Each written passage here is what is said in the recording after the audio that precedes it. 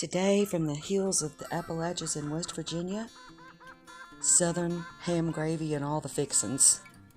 Today I took about a quarter of a ham and chopped it up in little pieces, fried it, and got it real good and brown on the edges, almost burnt. And then I took a half a cup of flour, the ham drippings, bacon grease, salt, pepper, sage, poultry seasoning, and onion powder, and I put that in the skillet and I let that brown. And when you get that flour to that brown stage, then it's time to put in your warm water. Now today I didn't have any milk, so I put water and hot water and about a quarter cup of coffee creamer and made my milk thickener. When you first pour in your warm water, that's where you get a chance to make the paste and keep from having any lumps. About a half a teaspoon of black pepper. Now that depends on your taste. I was making a big pan of gravy today, so I put in a lot. I used actually a half a cup of flour, and that makes a pretty good pan of gravy. Now you want to burn your flour almost, and that's where you get your taste. Then I started on making some biscuits, and I used 2.5 cups of flour, 1 cup of buttermilk, the rest water, half a stick of butter cut in little cubes. It was frozen. You can't get it to disperse if it's not frozen. And I put that in my flour, and then I rolled that out, and I just cut it with a dull knife so I can form my biscuits really easy and not have to make another mess. And so you don't want to put very much effort and stirring in your biscuits. You just want to bring the flour and butter mixture to a dough, and then put it out immediately onto your floured surface.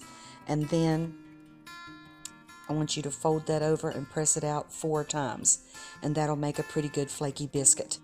And then you just cut that into your biscuit particles, and I put that over into a pan, and I rolled that over into the grease. When I put them into the pan, I greased both sides.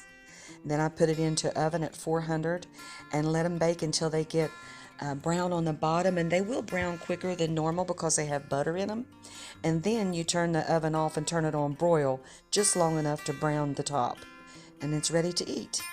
Enjoy.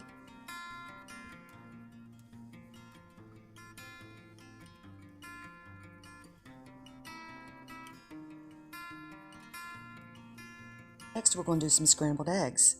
I started out with 5 eggs beaten, 4 scallions chopped, a half a teaspoon of salt and pepper, and chopped up some ham and put that in there, a quarter cup of chopped hot peppers, and 1 tablespoon of their hot pepper juice. And I beat that up real good, and then I scrambled that. I put them in a pan on low and slow, and don't cook your eggs too fast or they'll become hard and rubbery. Cook them slow and put a lid on them and keep them on low, and they'll be perfect. Now when you're making your gravy, it sometimes gets a film on it. Just put a quarter cup of water in there and stir that good with your whisk, and that'll put all that back together again. This is a delicious country breakfast. You guys are really going to enjoy it. I took the eggs and I took 4 slices of American cheese, and after they were scrambled good, I put the cheese over top of them and put that in the oven on broil and let that melt that cheese down over top of the eggs.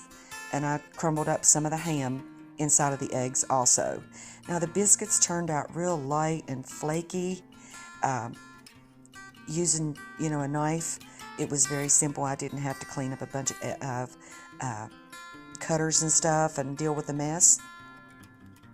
The lower and the slower that you cook your eggs, the better they will be. If you cook them too fast, it changes the taste, and it almost gets like a burnt taste down in there.